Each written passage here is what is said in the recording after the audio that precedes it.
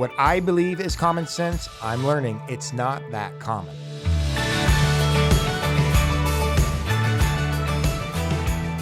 From time to time, I like to bring people onto this podcast that may not be well known throughout the community, but the work they do is life-changing and their stories deserve to be told. At the top of that list is my friend Adan Grimaldo. Adan is in the middle of all things juvenile, from foster care to behavioral health challenges and juvenile crime. He works through multiple organizations, including Pyxis, Hope for the Hood, and Gathered Strong. And when I need answers to challenges that are happening on the front lines, Adan is one of the first people I call. My hope is that this discussion serves as an educational rundown of all the challenges we are facing with juvenile behavioral health, as well as what we can and should be doing to reverse some really dangerous trajectories involving our youth. I hope you enjoy my conversation with my youth advocate, mentor, and friend, Adan Grimaldo.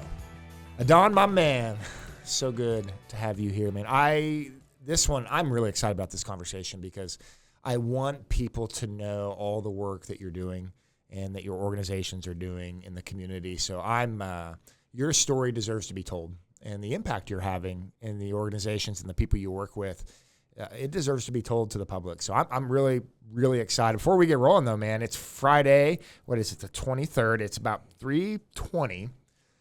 Snowmageddon is projected to come.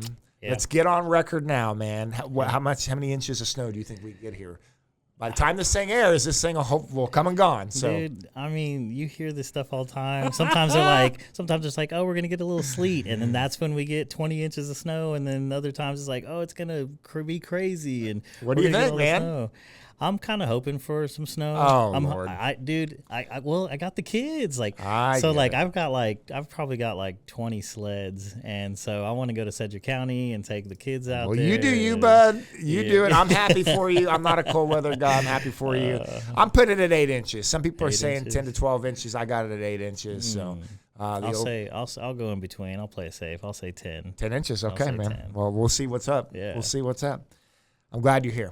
Thank you. There's a lot that has to be told. My goal here is to inform the public of the work that's happening, and not just the work that's happening, but why it's happening, why it needs to continue, and things that we can do to help change the trajectory that I think we're on, a very dangerous trajectory, particularly with youth violence, foster care situation, behavioral health with kids, and you're smack dab in the middle of it, man. So I've always wondered, I don't know these reasons. Why do you have a heart for vulnerable kids, kids that have behavioral health challenges, things of that sort? Like, where did this heart come from that motivates the work that you do? Honestly, I think of a story in the Bible that Jesus says where he, he's given this parable about these two sinners, really, is what he's talking about. And, one of them has a huge debt and the other one has a smaller debt. And when their debts were forgiven, the one with the bigger debt was, thankful a lot more and just was so ready to give everything he had, understanding that his debt was completely gotten rid of.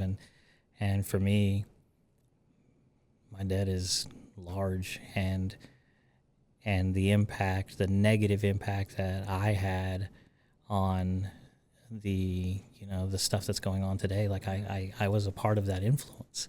Yeah. And to help be a part of cleaning up some of what I created, like it helps me. Sure. That's my passion. It's repurposed. Yeah. Tell me about that. So fill me in a little bit on your history. From Wichita, not from Wichita. Obviously, you talk a little bit about some of the behaviors you had and demonstrated to the community. Like, fill me in. Like, what's that like? What? Help me understand your youth, your teenage years, young adult years, and how it shaped you to where you are today. Yeah, and we can make this as short as long as you want. You just tell me what, But I think it's important to know, because, parents, it always goes back to the parents. But I think it's important to know that I'm first generation born here on my dad's side. So he's a immigrant family. Yeah. And he's never had he's always had like a visitation visa, and so he comes back and goes back and forth.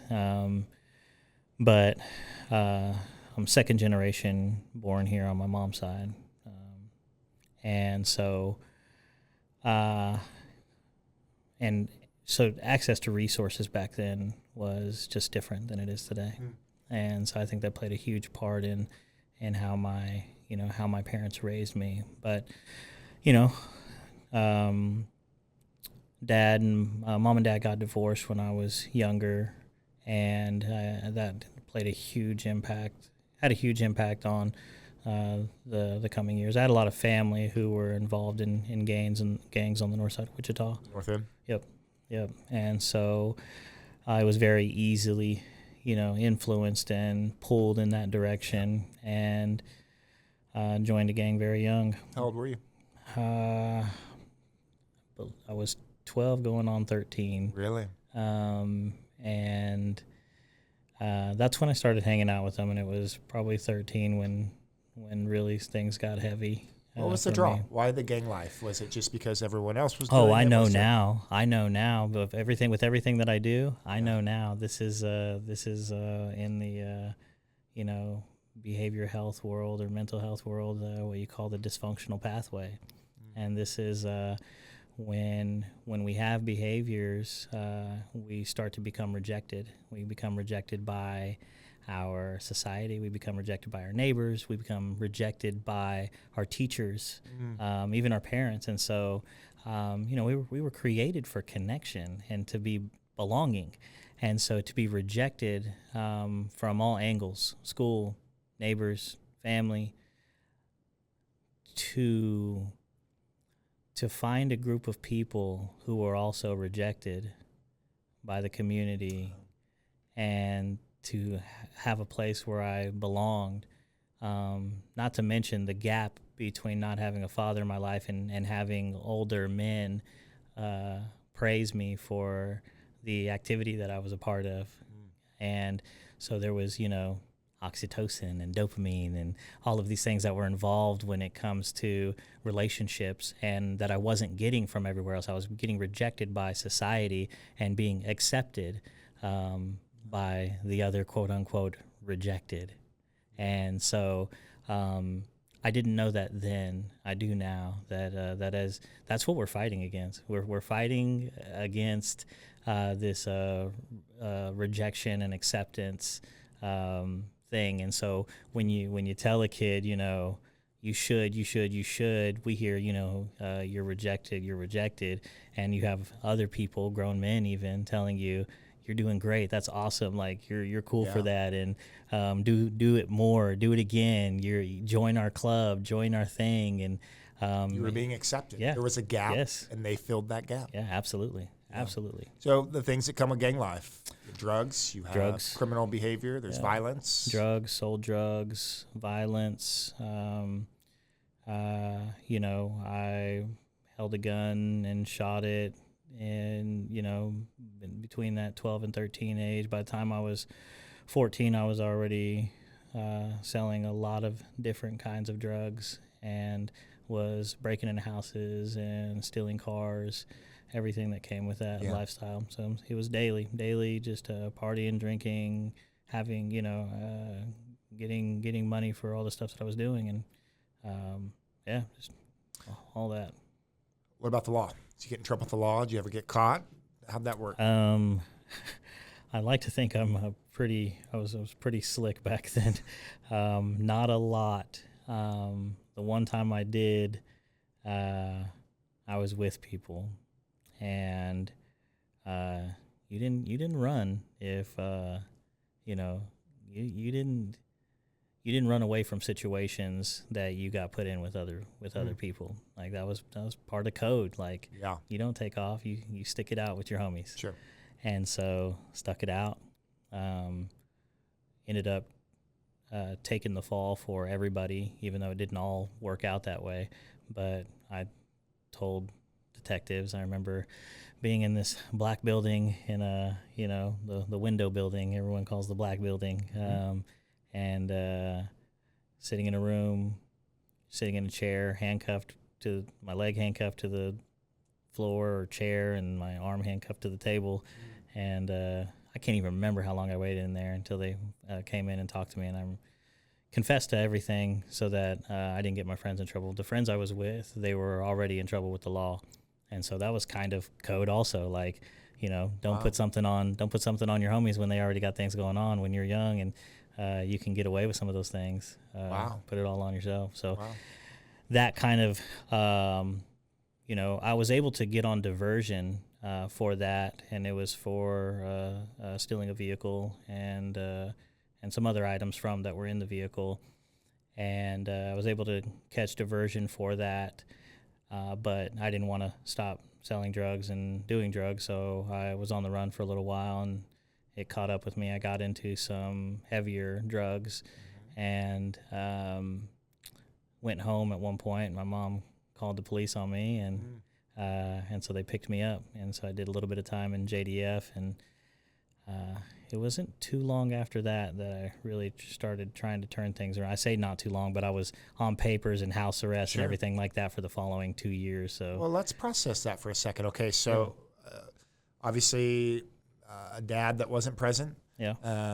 You were in the north side. Where were you at, north end?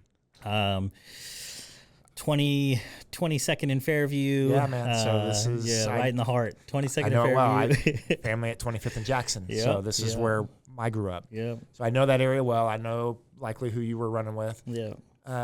So you have a dad that isn't present. Yeah. You have a gang life that absorbed you and made you, accredited you, made you feel valuable, made you feel a part of a family, a part of a unit. Yeah. You get in trouble. You have drugs. You have violence. All these things. You get caught up. You get on paper. So help me understand now, like, what is that? Helps me know you and why you have a heart for juveniles and a heart for kids, which we'll talk about shortly. What was the change to where was there a moment where you're like, I'm done, like I can't do this anymore, or was this over a period of time? Help me understand what took place in your life that was the trajectory changer. Was it an individual or an organization that helped you? Like, how did the change start in Adan's life? Well, I'll give you the two reasons, and we can kind of go through those. The first thing that happened to me was I found out I was having a daughter at 18. Wow. Yeah, man. And we'll go. And the second thing was Jesus, and those kind of happened a little bit. There was some space in between that, but I want to step back for a second. When my mom and dad got divorced, and maybe this can kind of give you a window into, you know, how kids see these things, but you know, my life was relative to me, and so it wasn't good or bad. It was what it was, and so anyone from the outside would look at it and go, yeah, that was pretty. You know, you could see that coming from a mile away. But for me, it was like, this was another day in the neighborhood, and why now? Why are they breaking up now? And I remember my mom asking me, I'm telling you, I had to have been 11 or 12. I was young, and I remember my mom asking me if who I wanted to live with, and I needed to make that choice. Wow, it's hard. It was obvious for me that, you know, it was going to be my mom. So my dad was a alcoholic, and, you know, he was doing his thing, going out on my mom, and so even at that age, I knew that I was staying with my mom, but I didn't answer her right then and there. I remember running to my room and bawling my eyes out and crying, looking up to God, and just asking him to fix this, and then also telling him that I made a promise to God that I will never do this, that I will never do my family like this, and that I will, when I have a family of my own, I will be a father who is present. And this is a cognizant moment. You remember this very vividly. Yeah, and it makes me emotional even now, just because it was such a hard time for me. Yeah. Fast forward, me finding out that I'm about to have a baby. Yeah.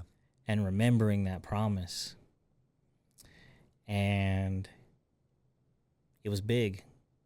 It was enough. Yeah, it was enough. And I knew that I needed to make a shift in my life because and when I found out I was having a girl, Yes.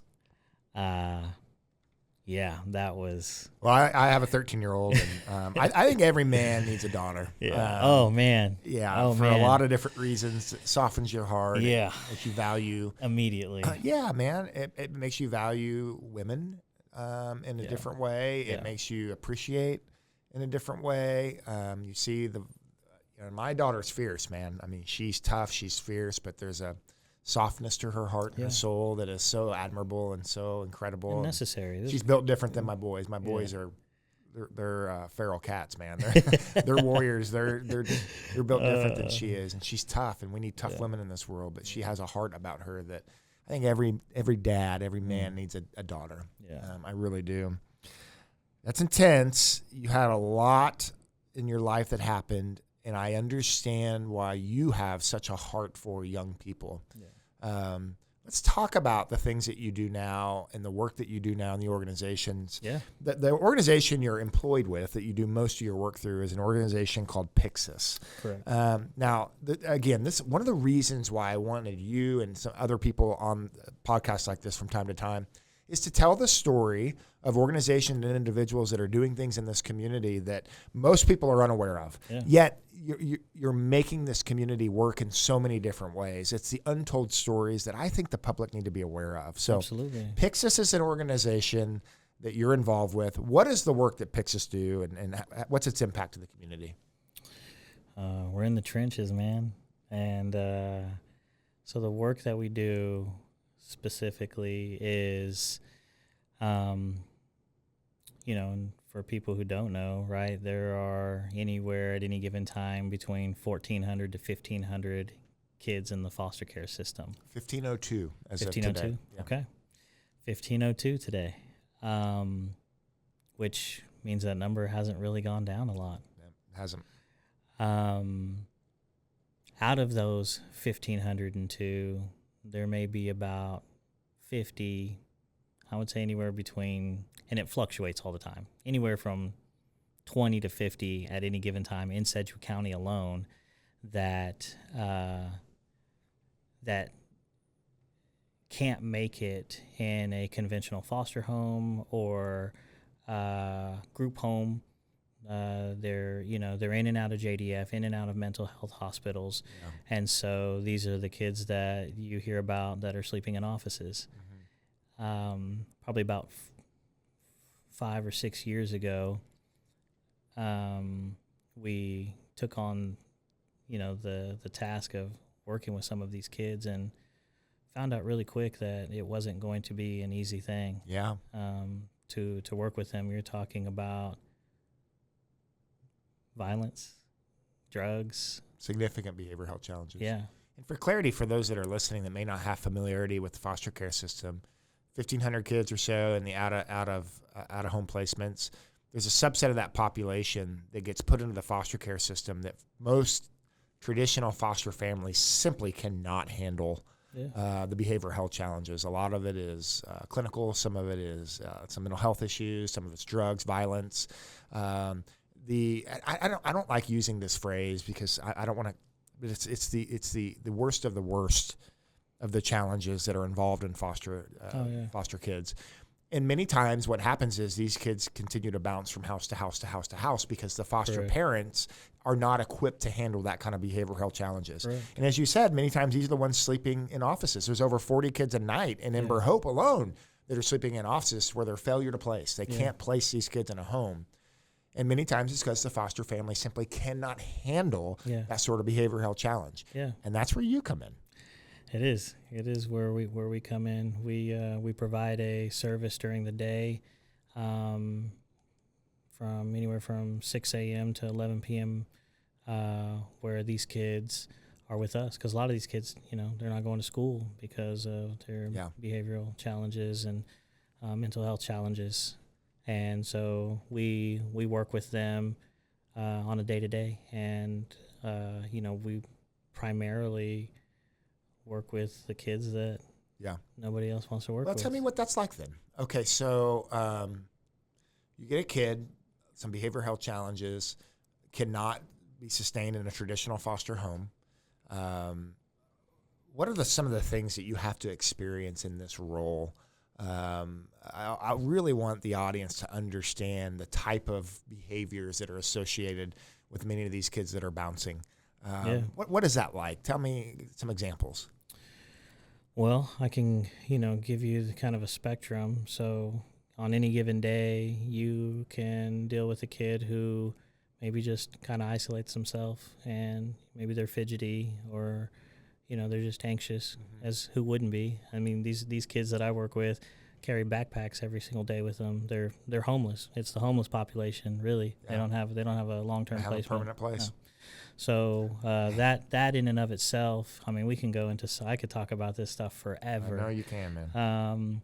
And so behaviors come with that. So that can be I'm anxious. I don't know where I'm staying tonight. I'm just low. I would call that lower level behaviors. Little bit, I would say on the other end of the spectrum, we can be dealing with kids who cause significant property damage, breaking windows, putting holes in walls, fighting other kids, trying to attack staff. We can deal with suicidal attempts or ideation. I've kicked down a bathroom door and found a girl laying in a 3-foot puddle of blood once, and had to get her to the hospital, clean the blood up, get the day going, and then go break up a fight at another location. Didn't even have time to grieve it. Loved that little girl. Still, she's around still, thank God. I've been to 6 funerals for kids who've been in my program. Fentanyl, overdoses, gang violence. These are kids, man. Yeah, babies. But you have such a way about you with these. I've seen this, man. I mean, that's just why I wish I could demonstrate to people that are listening to this or watching this that you have this capacity to get into the room with these kids and talk to them and reach them and love them in ways that that maybe they've never experienced before, and they gravitate towards your program. You have a handshake deal with DCF in many regards that they know that they call you when they have these kids, and Adan comes to the rescue.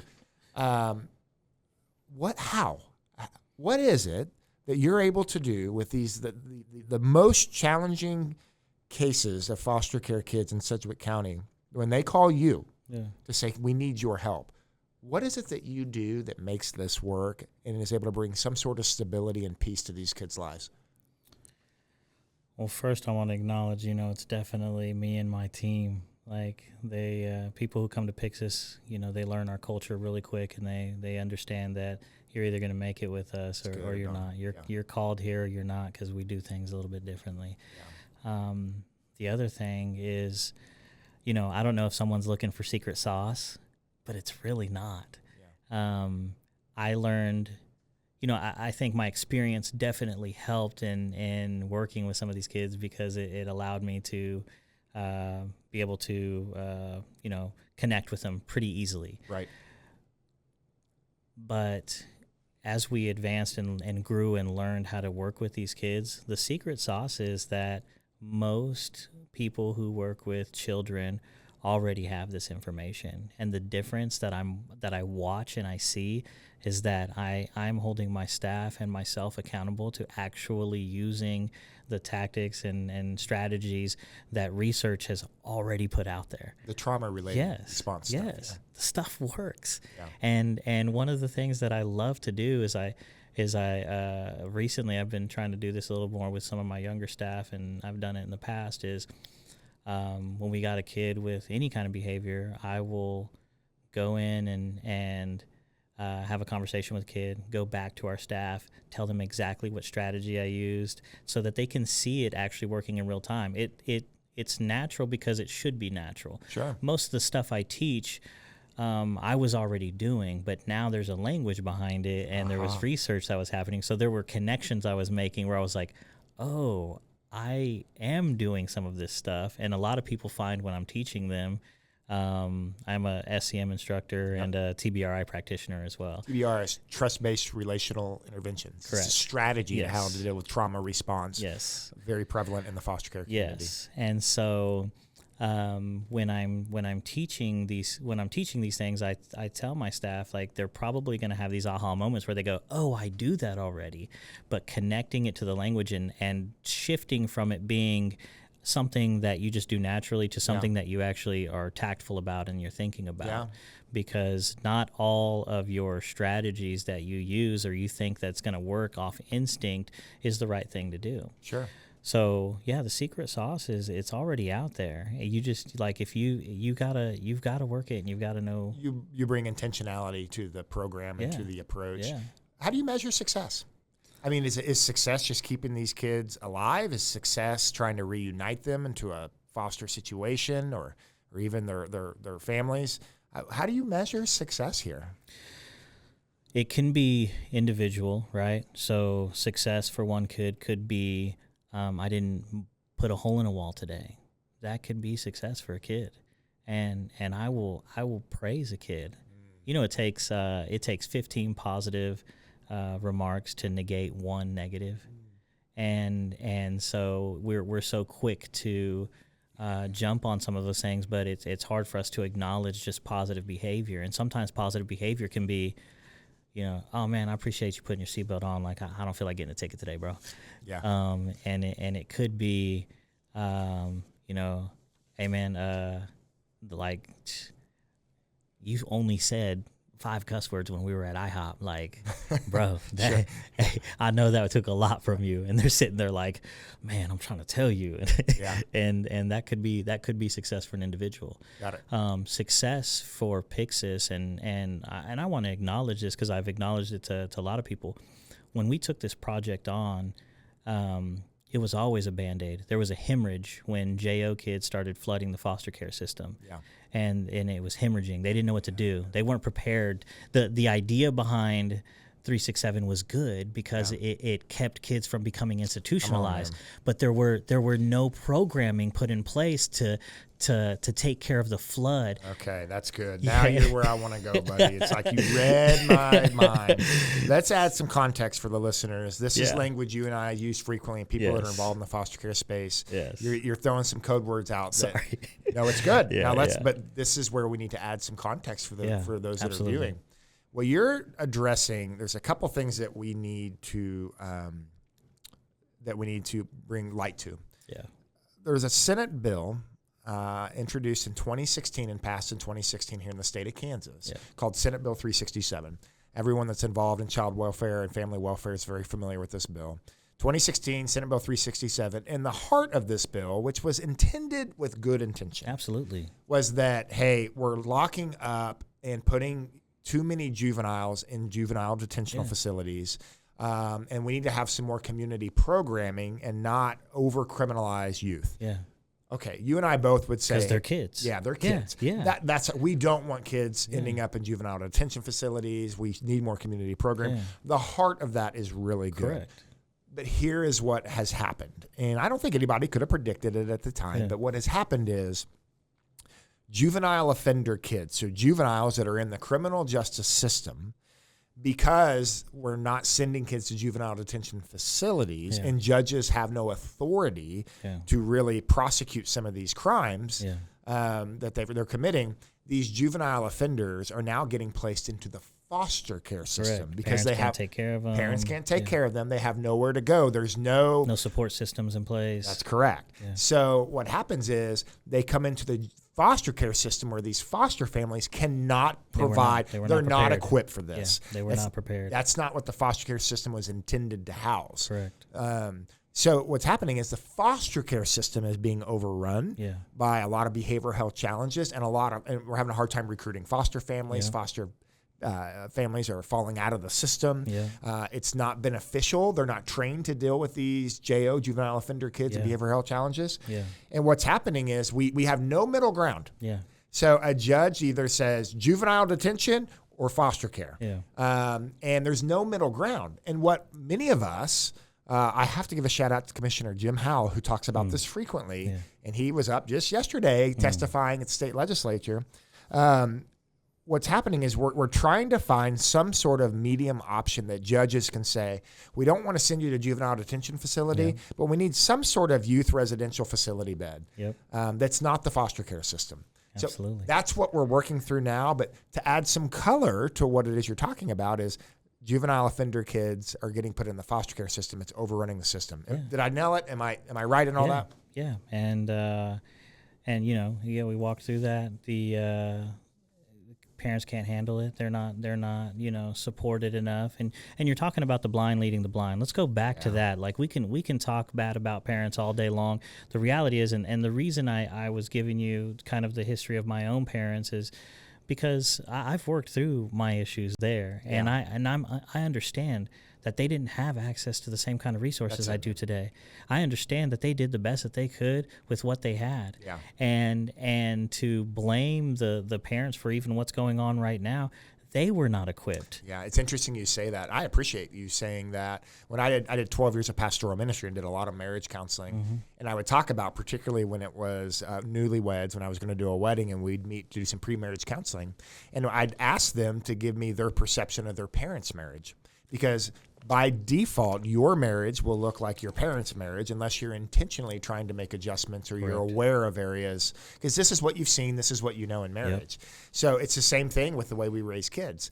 The way I was raised is going to be very reflective of the way I raise my children, unless there's an intentional effort or a pivot made to make a change. Yeah, this is some Psych 101 stuff. That's when we I'm a mattress salesman, brother, and a politician, so I'm not even a psychologist. And I can understand that. When we have neural pathways that are created through habits, and those neural pathways get created at a very, very young age. It is hard to. You think of neural pathways as that kind of bike trail that when you pass by someone's yard and everybody kind of took the same one, and you fall into the same groove, right? And so it's natural for you to react in a certain way every time you take that same trail. It's good, Adan. So whenever you hear the word, whenever some of our kids hear the word no, well, if their trail, they're going to react the same way. It's default, bud. Yes, it's their default. Yeah, it's default, and so to retrain the brain. To eliminate that neural pathway and to create new ones takes a lot of time, a lot of patience, a lot of consistency, and a lot of love. Come on now. Let's talk data. I want to share some data with you. I brought some data, and this is a new era in my life with reading glasses. Oh, man. My boy Troy Tressel My birthday's in 2 days, man. We both have to get reading glasses. It's tough right now, so it's a new era, so forgive me. I got to actually put these on to read this. Good. Every day in our community, we are waking up, it feels like, and there's more violent crime. A lot of shootings, a lot of violent crime. Yeah. And many times what we see when we read the fine print is that it's juvenile crime. A lot of youth involved in crime today. Those numbers are dangerously high. Yeah. I want to share some data for the public and for you and get your comments on this. Let me start by saying I'm not blaming this on Senate Bill 367. So I don't want anybody to. I'm certain to get some emails. I think you and I are both in agreement that the heart behind that was absolutely good. Yeah, that's why we can't go back to what it was. That's right. We need to. It's time to reform. Correct. We need to give judges more options. We still don't want to send kids to juvenile detention facility. There's other options, intermediate options that we can look at. But I want to give you some data from 2016 when Senate Bill 367 passed and beyond. I'll give you a couple years before. Let's just talk about homicides in Sedgwick County. And I'll give you some comparisons. 2016 to 2024, it's the most recent year-end data, there have been 383 homicides in Sedgwick County. Okay, I'm getting this directly from the district attorney. 383 in that time span. Johnson County had 89. Reno County had 11. Shawnee County, that's where Topeka is, had 184. Sedgwick County had 383. Of those 383, 14.6%, so 56 of them were juveniles. Okay? Jeez. So 56 homicides since 2016 here in Sedgwick County were committed by juveniles. Let's talk about firearms, because this is where we're starting to see significant challenges, and I think I want to know your opinion as to why. I think I know the answer, but In 2014, we're talking about juvenile crimes where a firearm was associated with the crime. 2014, there were 15. 2015, there were 14. 2016, there were 13. Okay, Senate Bill 367 passes in 2016. That year, there were 13 juvenile crimes where a firearm was associated. 2017, the first year after 367, there were 48. 2018, there were 86. I'm going to scroll down. 2020, 72. 2023, 105. 2024, 83. The trajectory is noticeable. Yeah. That since 2016, the amount of juvenile crimes where a firearm is associated with the crime, it is compounding in numbers compared to before. Please, everyone listen, for those of you that are going to send me a message, I cannot say and won't say Senate Bill 367 is the sole cause that marks that increase. I'm looking at this chart right here. You see this chart. But there is an indisputable change after 2016 in Sedgwick County. Yeah. So, in firearms being involved in this surge in juvenile crime. Help me understand this data. The data is what it is. It's undeniable. Yeah. Help me understand what's happening with juvenile crime, why it's increased since 2016, and the role of the firearm in juvenile crime, and why we're seeing just such an increase in these numbers. Yeah. I mean, I have a couple thoughts on that. One, I'll be 38 on the 25th.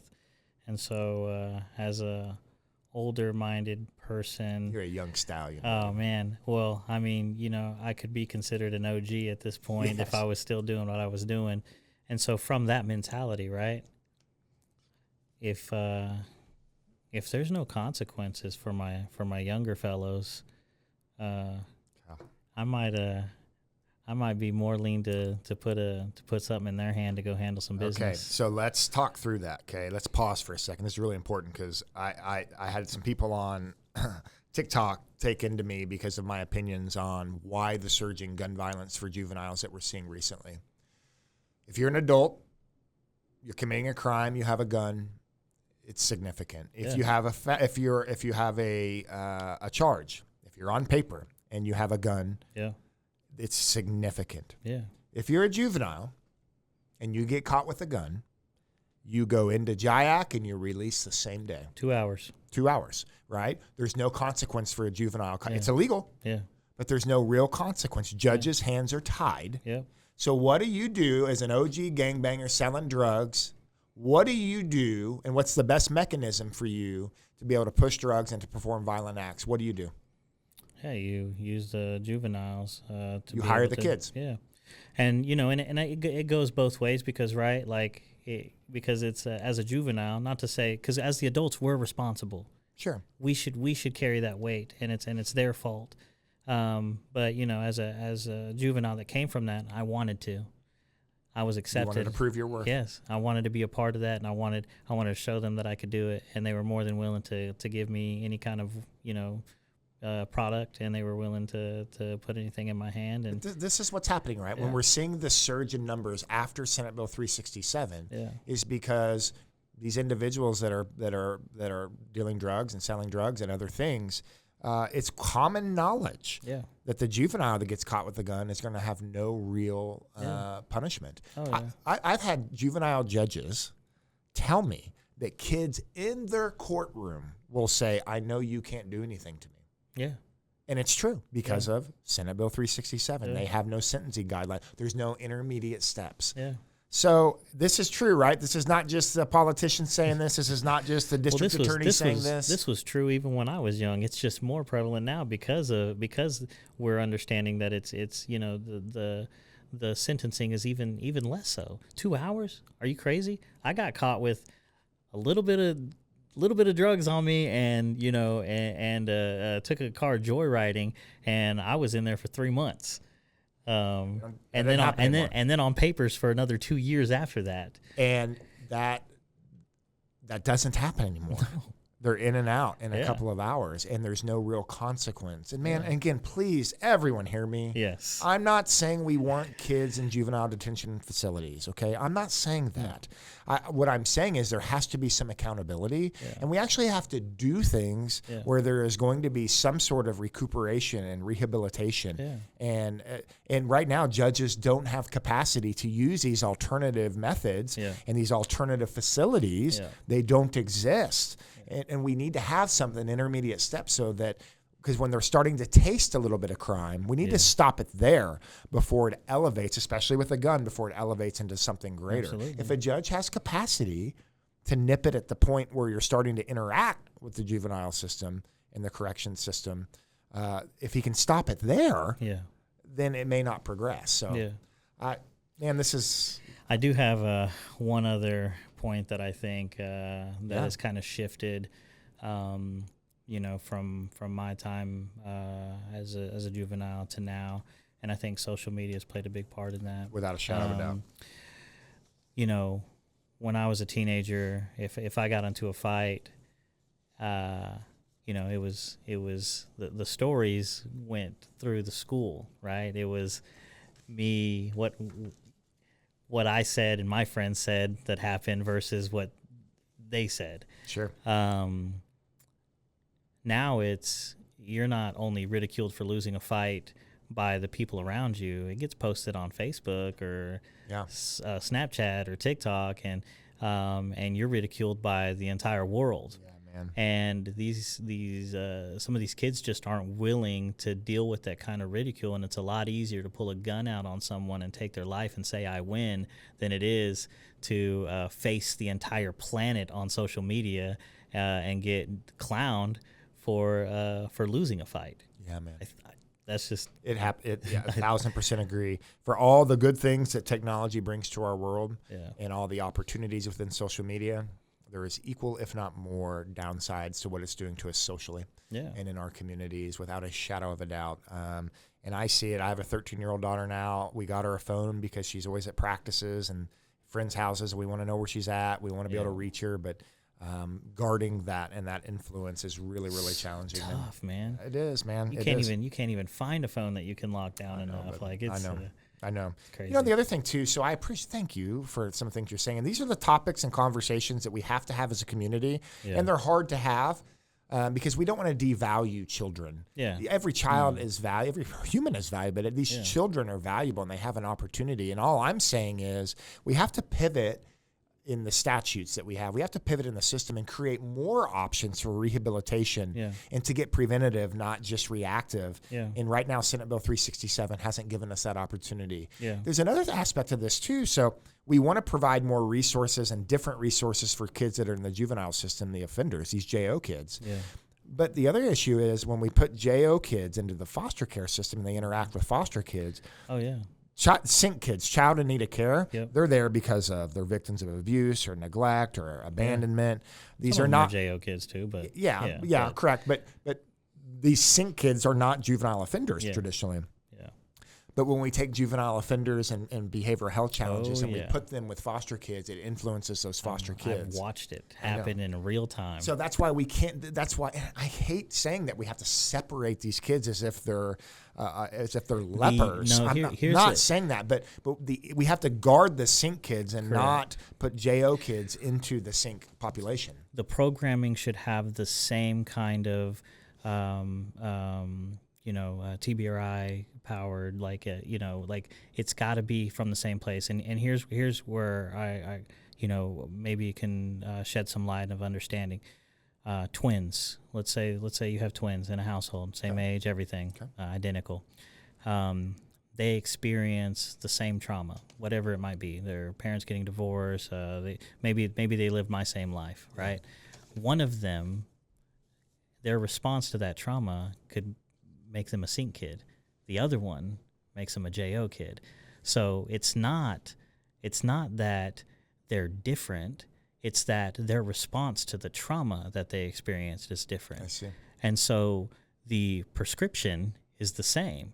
Where it's prescribed, whether it's in foster care system or supported programs that catch these kids on the JO side, where a judge could have the power to court order them to some of these services with people, throw my name out there, that are experienced enough to do this. It would be the same. It would not be any different. What we would prevent is mixing those kind of behaviors in with some of these sync kids who aren't experiencing the same and connected to the same kinds of things. Come on, man. We are totally on the same page there, man. Thank you for bringing this to light. Yeah. Thank you for that conversation in your heart. I know what it is that you're doing in this space. I'm grateful for what you're doing. Thank you, man. What you're doing is hard work, and not everybody can do the work that you do, but it's pressing and it's urgent. We are at crisis levels throughout the state of Kansas, but primarily here in Sedgwick County. And we've got to reverse this dangerous trajectory, not just of kids that are entering into the systems, and there's some family health, family welfare. The faith communities have a lot to do in this space, nonprofits. There's a lot that goes into that. But reverse the dangerous trajectory that we're seeing in violent behavior in these kids and this juvenile crime. We're in a dangerous trajectory, and we've got to be more explorative in the options than what we are now. Well, nothing changes if nothing changes. We've got to change. So I think I live in this space because day programs. Pyxis was the first day program ever, and that was working with this when this whole issue arose with St. Francis, and it was all trailblazing. It was just the experience of figuring it out. Yeah, there was no playbook. So. No one had the playbook, and so when I first took it on, dude, I had 27 kids at one location that were. We called the cops every day. I was chasing away, drug dealers. I was, there's things that kids. I probably shouldn't even say that was going on. And, for everyone, and, I don't blame people. I think everyone was just kind of taken aback where it was like, we don't know what to do. And that was really the answer. We don't know what to do. Yeah. And so things were being not allowed, but maybe kind of like, we're going to cover our eyes and pretend we're not seeing some of this stuff because we don't have the answer. We don't know what to do. No one told me to develop this program and make it bigger or better or anything. My heart for them, like I could I couldn't not do this, and I could not chase this the way that I did. And so I live in the space of ingenuity and like let's do things differently. And sit me at the table, bring me to the table, because if you want something new, something fresh, like I'm down to try it out. Yeah, man. Well, so that's Pyxis and what you do there. I'm familiar with your work through Pyxis. ComCare, you're actually a partner with ComCare too. Yeah. And our children, our ComCare children. So thank you for the work you do there. Yeah. You're also a fellow board member at Gathered Strong. Correct. So we work a lot in the foster care reform spaces and all that. But where I actually first came accompanied with you and heard your name was actually not in either of those. It was for an organization called Hope for the Hood. Hope for the Hood. Yeah. So this is where I first heard your name and Benny. Let's go. So what is Hope for the Hood? Man. And because that's where I first became familiar with who you are. Oh, man. What is Hope for the Hood? It's in the name, brother. It is Jesus-driven people trying to bring hope to the hoods that we damaged. It's founded by Benny Santabanez. He was a OG of the same gang that I was a part of, and Jesus grabbed a hold of his life, and he started by giving his life over to Jesus and switching from gangster rap music to gospel driven to rap, and that was, I can't even remember the year it started, but that was years ago. I didn't even get involved until years after that. But now it's an organization that a faith organization. Yeah. It has a. There's a church. We have church services.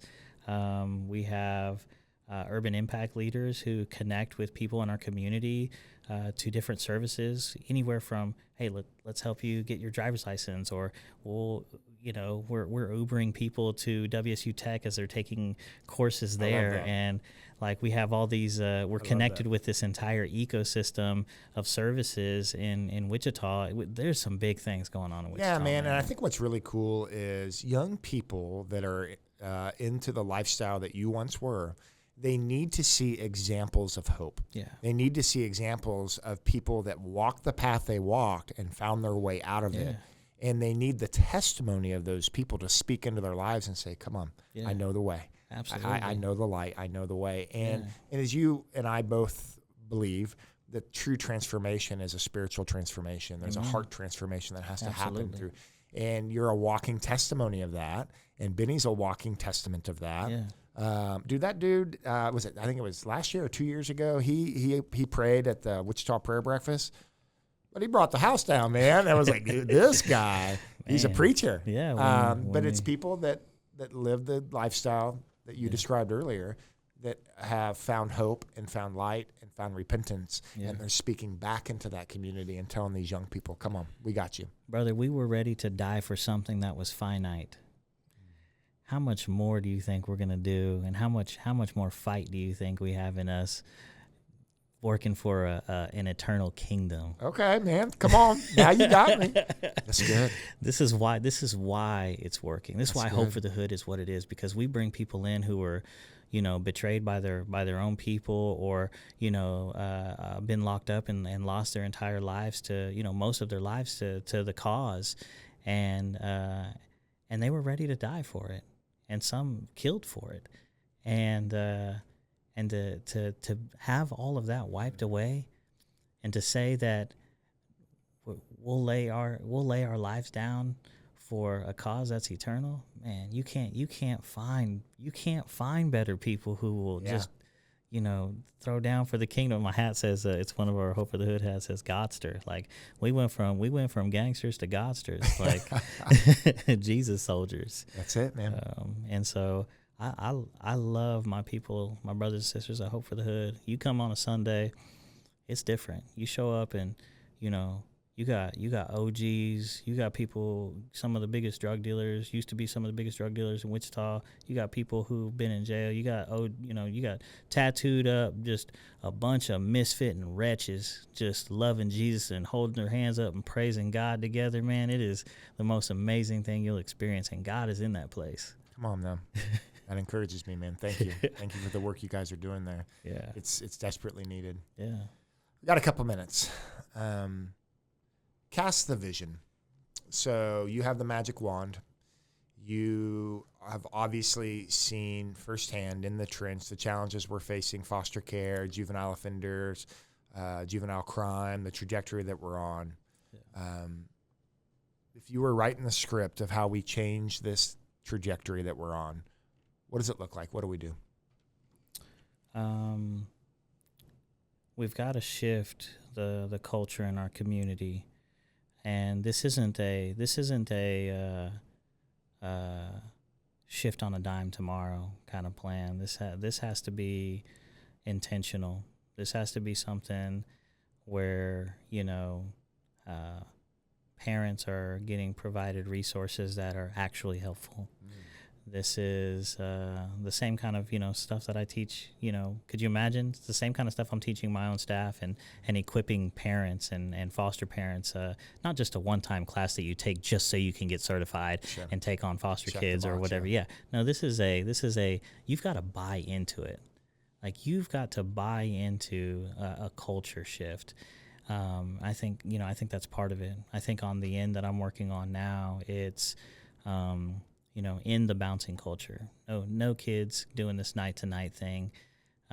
Currently, they're trying to end some of that stuff. There's a big push for it, and we've been taking on some kids, 16 and older, that we're taking on overnight. And now that they've been with us overnight, we're seeing some stability happen in their lives, and they're going to get a bed and and a dresser to put their clothes in. Safety. And I think that's one of the biggest things that we've got to provide is that safety, that felt safety. But yeah, so the dream for Pyxis, the next kind of step is, you know, providing a space for kids and adults to not just be educated, but to create a different kind of community. Come on, man. Yeah. Your heart inspires me, man. The work that you do inspires me. I want to tell your story because I think the community needs to understand not just the challenges, but the work that's being done and how hard and difficult that work is, but how hopeful this work is too. That there's fruit, man. Yeah. And you've told me stories about kids whose lives have been changed, and it's amazing, man. Yeah, and it's, I've been doing this work long enough for every sad and horrible story I have of, kids who are no longer with us.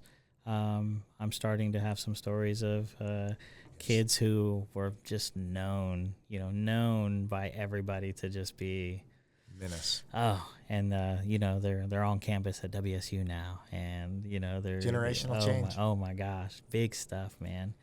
Well, there's a lot that we're working too. You talk about WSU Tech, and Dr. Sherry Utash is now involved in these spaces, trying to find pathways for kids, particularly in the foster care system, into some credentialed work to where they can get into advanced manufacturing or advanced trades or other avenues here. Like, we have a community that's working together now in the foster care space and collaborating. And there's always been individuals and organizations doing this work. Yeah. This isn't new. There's been superheroes running all the way around. Wow. But what is new is there's a collaborative spirit now that I think is new. Since I've been involved in this space the last 8-9 years. A gathering. There's a gathering.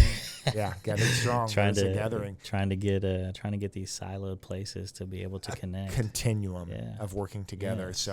I'm encouraged. I'm hopeful. I value you. I value the work that your team does. I'm grateful, man, as a Christian. I'm grateful as a individual in this community, as a dad in this community. I'm thankful for the work that you're doing. As an elected, I understand the value of your work, and I just want you to know that you guys are seen, man. You're seen. The kids that you work with are seen, and we all should come together to continue to resource your work and make sure that you have the resources you need to keep doing the things you do well. So God bless you, brother. Yeah. You're great, man. Appreciate you. Thank you, brother. Thank you.